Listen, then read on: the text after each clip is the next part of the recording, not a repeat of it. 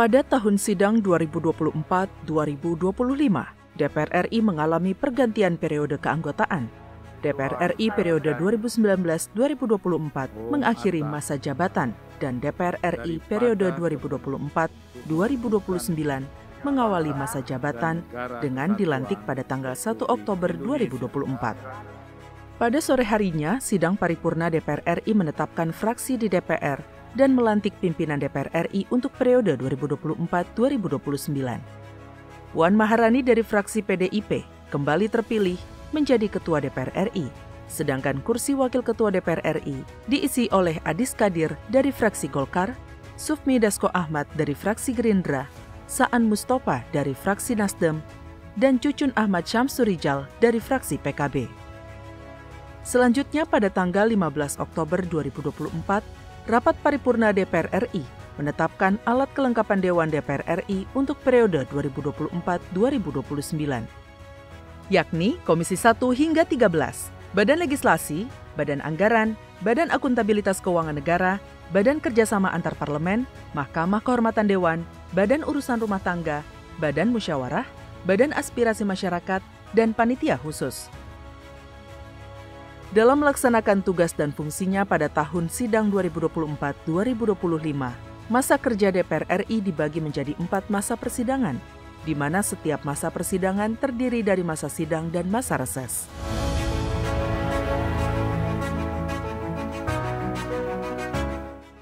Dalam melakukan kinerja legislasi, DPR RI menyusun instrumen perencanaan pembentukan undang-undang, yaitu Program Legislasi Nasional atau Prolegnas. Pada tanggal 19 November 2024, Rapat Paripurna DPR RI menetapkan 176 rancangan undang-undang masuk dalam daftar Prolegnas tahun 2025-2029 dan sebanyak 41 rancangan undang-undang masuk dalam Prolegnas prioritas tahun 2025.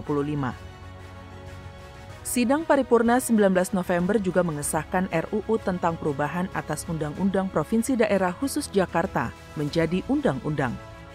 Di masa persidangan 2 tahun sidang 2024-2025, DPR RI menyetujui 3 rancangan undang-undang untuk disahkan menjadi undang-undang, yakni RUU tentang perubahan ketiga atas Undang-Undang BUMN, RUU tentang perubahan keempat atas Undang-Undang tentang Pertambangan Minerba, dan RUU tentang perubahan atas Undang-Undang TNI.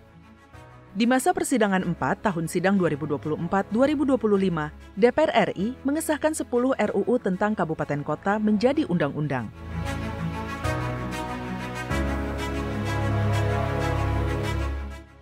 DPR RI mengawal perubahan alokasi anggaran kementerian dan lembaga usai dikeluarkannya Instruksi Presiden Nomor 1 Tahun 2025 yang mengatur tentang efisiensi belanja APBN dan APBD 2025. Alat kelengkapan DPR RI menggelar rapat kerja dengan masing-masing mitra untuk membahas rekonstruksi anggaran imbas efisiensi sebesar Rp306,7 triliun. Dalam pembicaraan pendahuluan RAPBN 2026, DPR RI dan pemerintah telah menyepakati asumsi dasar ekonomi makro dalam penyusunan RAPBN 2026. Pertumbuhan ekonomi di kisaran 5,2 hingga 5,8%, laju inflasi sebesar 1,5 hingga 3,5%. Nilai tukar rupiah senilai Rp16.500 hingga Rp16.900 per dolar Amerika. Dan lifting minyak bumi sebesar 605.000 hingga 620.000 barel per hari.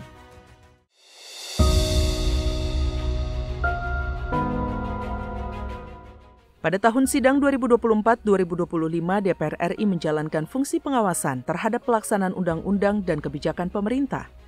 Komisi 1 DPR RI meminta pemerintah perkuat keamanan laut nasional. Untuk itu, DPR RI mendorong peningkatan koordinasi lintas sektoral, perbaikan regulasi kelautan, modernisasi peralatan, dan penguatan Badan Keamanan Laut. Komisi 2 DPR RI mengawal pelaksanaan pemilihan kepala daerah tahun 2024, mulai dari persiapan, pemungutan suara, perhitungan suara, hingga gugatan sengketa pilkada dan pemungutan suara ulang di beberapa daerah. Komisi 3 DPR RI menerima aspirasi terkait maraknya aksi premanisme yang meresahkan masyarakat dan dunia usaha. DPR mendesak pemerintah dan aparat untuk bertindak tegas terhadap segala aksi premanisme, termasuk yang berkedok ormas.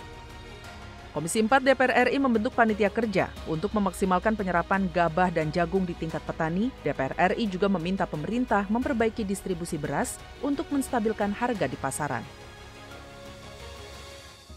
Komisi 5 DPR RI menerima aspirasi pengemudi transportasi online yang mengeluhkan besarnya potongan aplikator.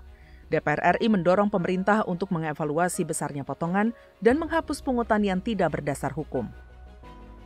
Komisi 6 DPR RI mengawal pembentukan dan kinerja dari Badan Pengelola Investasi Danantara. DPR RI meminta Danantara memegang prinsip transparansi dan akuntabilitas dalam pengelolaan aset BUMN. Komisi 7 DPR RI mendorong transformasi UMKM yang lebih maju dan berdaya saing global. DPR RI meminta pemerintah membina UMKM secara menyeluruh dan berkelanjutan, serta mempermudah akses perbankan bagi pelaku UMKM. Komisi 8 DPR RI kembali mengawal pelaksanaan ibadah haji tahun 2025. Tim pengawas haji DPR RI mengkritisi aspek kebijakan, pelayanan akomodasi konsumsi dan transportasi, pelayanan SDM petugas haji, serta pelayanan imigrasi. DPR RI terus mengawal jalannya program makan bergizi gratis yang dimulai sejak Januari 2025.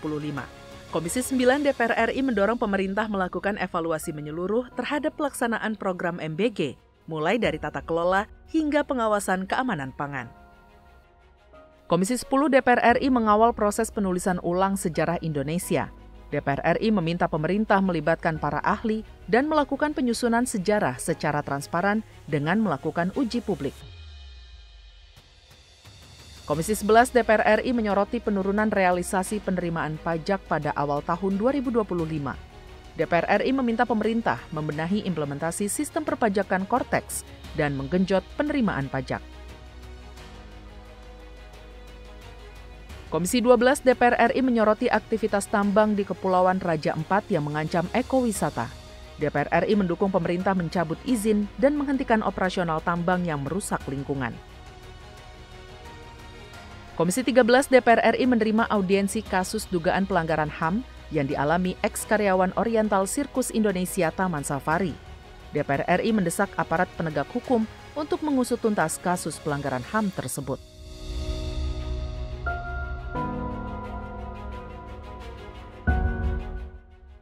DPR RI memiliki peran dalam melakukan diplomasi parlemen yang selaras dengan politik luar negeri pemerintah. Pada tanggal 30 Januari 2025, DPR RI meresmikan grup kerjasama bilateral antara BKSAP DPR RI dengan 102 parlemen negara-negara sahabat.